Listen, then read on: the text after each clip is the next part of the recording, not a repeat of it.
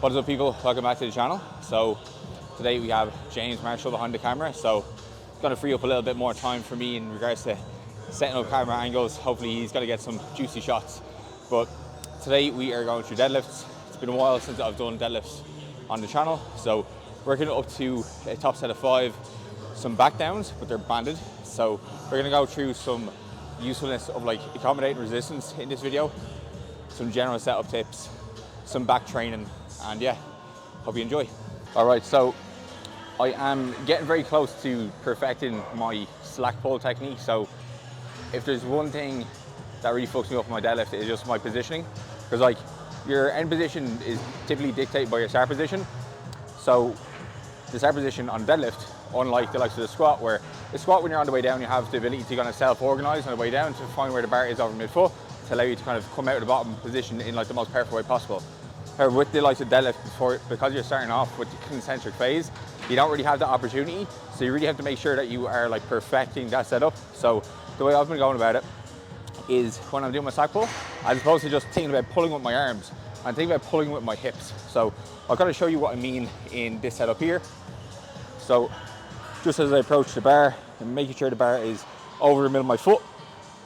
Then from here, reaching down and grab the bar, going to give it a little bit of a tug. But then from here, I'm going to pull up once more, pull with my hips, and then drive my knees forward. And it makes for a much smoother and repeatable rep. Versus what I was doing previously, was I was getting here, I was giving the bar a little bit of a shake, thinking that was the slack pull, getting down into this position here, and then my hips would start to shift up, and then the bar would break the floor. So when you are deadlifting, you want to think about you being connected to the bar, like you are one unit, and you want that to come off the floor in the most effective way possible.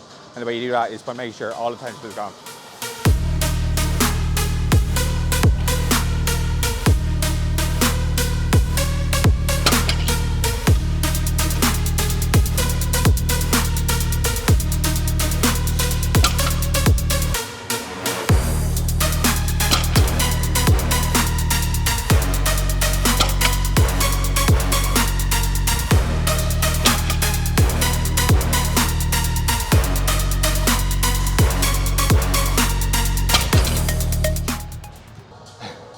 Okay, so after my top set is done now, my deadlifts, I'm going into banded deadlifts. Now, the gym doesn't have the red bands, so these are a little bit heavier. So started off there with a little bit of a warm-up set just to kind of see how challenging it was at the top. How am I gassed after a set 4 on fucking 140 kilos? The reason I am using bands on my deadlift is to change the intent to accelerate as I come past the knees. So in my deadlift, I really rely on my quads off the floor to kind of carry me through the rest of the lift. As you get towards your knees, the quads are going to be majorly disadvantaged, and what you want to finish the lift with then is your hips. So by banding the deadlift, it's going to be most difficult as it breaks past my knees. So that really reinforces me to kind of cue my hips and cue hip extension, because if I don't, my back extensors are going to have to pick up the slack, and they're nowhere near as strong as my glutes are.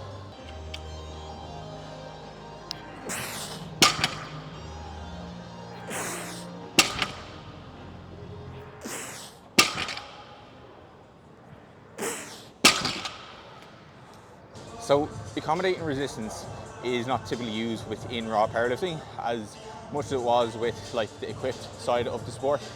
Now, the reason why it's used more so on the equipped side of the sport was to complement how the suit feels when you're wearing it. So like the likes of the squat suit, the bench suit, because the way those suits typically work is in the bottom of the squat, you're getting a huge amount of assistance from the suit.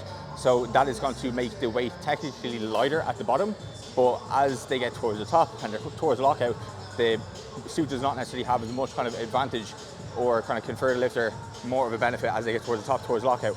So typically equipped lifters would use like of bands or chains to allow them to get more volume in, but not necessarily have to get into the squat suit, because just getting into one of those alone could take an hour, and it could take a couple of people to help get them into the squat suit or into a bencher. So by training with the likes of bands and chains, again, they get more volume in with a kind of similar resistance profile to the squat they do in competition, the bench press they do in competition. Now, with the likes of equipped lifting and deadlifting, the suit they wear for deadlifting does not necessarily have as much of an advantage because, again, as I mentioned at the very start of the video, deadlift doesn't have the eccentric component, so you're really trying to, again, master the bottom position. However, they are still going to get some little bit of an advantage, especially if they have like a dynamic start where they're kind of pumping their hips into the bar.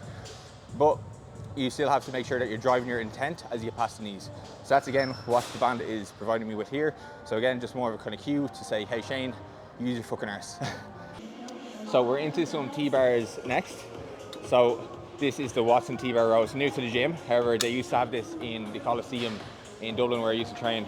And one really nice thing about this is rotating handles. And you can adjust this here depending on, I suppose, what part of the back you want to train, right? So if you want to have more of a kind of closer arm path to potentially hit a little bit more of your lats, you can do so. If you want to hit a little bit more kind of upper back, more kind of a rear delt bias, you can put it out really wide and think about kind of driving the elbow outwards. So I'm going to be mainly trying to target my lats, of course, here, the muscle group that everybody wants to hit these days. So in terms of like choosing the T-bar row, as opposed to doing something like a barbell row. So I just did deadlifts there in that hinged over position. I was really trying to challenge my glutes more in that hinged over position too.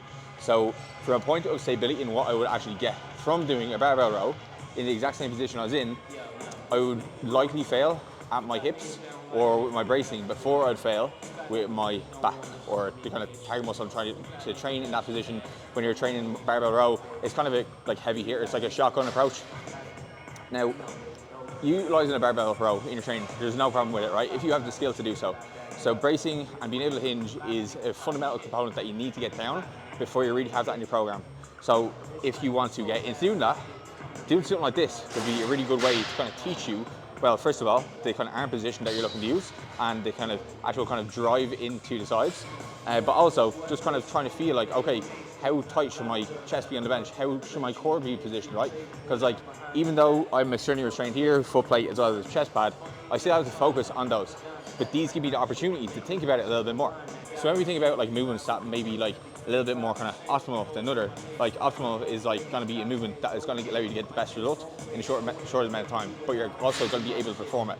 If you don't have the skill requirement to do a barbell row effectively, to train your lats, your rhomboids, your fucking teres major, like whatever portion of your rack you're trying to target, if you don't have the skill requirement to be able to keep in a hinge, keep in a brace as you push towards the close proximity to failure, it's not a good movement for you.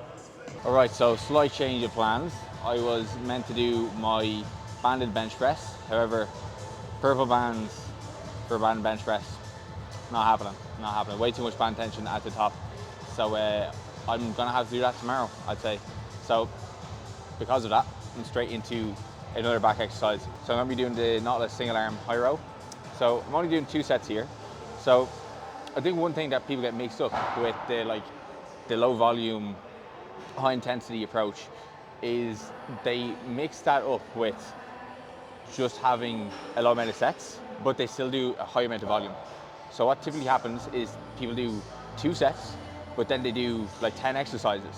So if you're doing 2 sets but 10 exercises in one session, you're doing 20 sets, which is still high volume. And so when you are doing, or if you think you are doing high intensity, low volume, like count how many sets you're doing, right? Because like if you are getting like 10 plus sets per week per muscle group, like you're still doing relatively high volume. So we want to aim for about 6 to 8 hard sets per session per muscle group, and this seems to be enough for us to get a really good hypertrophy stimulus in that session. But it's probably about as much as most people can actually handle. Like even when you think about like 6 to 8 hard sets, right? You could be doing 6 to 8 hard sets, but that could be over 10 or 12 sets, depending on your skill level. The closer you get to like your genetic potential or your highest kind of strength potential, it's way more likely that you're going to be able to get more from less. But when you're early on in your training career, doing more sets is probably going to be a good idea because you're going to get way more practice in at the movement that you're going to be doing, and it's probably going to take you a lot longer to actually reach an adequate threshold for hypertrophy.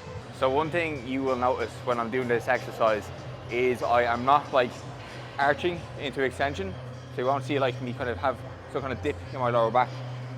So one of the reasons for this is when you're kind of keeping your hips more kind of underneath you, you're keeping a little bit more of kind of neutral kind of torso position, you're going to have the lats in a position where you're actually able to be getting like a bigger stretch into them, right? Because if I go like this, that's bringing this muscle group, the lats, closer to the insertion point, right? So that's going to have them shortened while I'm trying to lengthen them.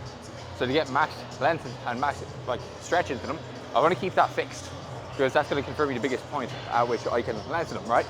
Then the next point, which is talking to my very smart cameraman about, is when you are coming to the top portion of the movement, you don't want to kind of fear protraction once you're controlling it, okay? There's a difference between letting the weight pull you like this and then just having your torso rotate and compensating elsewhere. You want to be able to control it as protraction and then still initiate the movement backwards with your lats, as opposed to just allowing your kind of like shoulder joint to essentially dislocate and then start to kind of pull it back, which happens, which inevitably when people do that, they just start to yank it back. So to come to this position here, this is my start position here, take a deep breath in, fill my ribcage up with air, driving down into the pocket, and control back up, not letting it go. Okay, keeping this position here.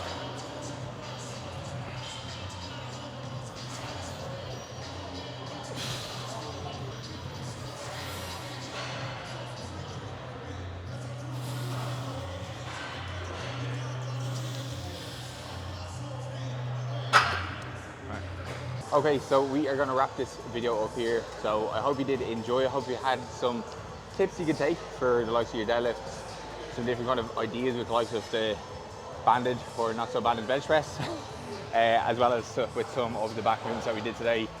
And yeah, if you did like the video, make sure to like, make sure to subscribe, give James Marshall a follow on Instagram, and yeah, I'll catch you in the next one.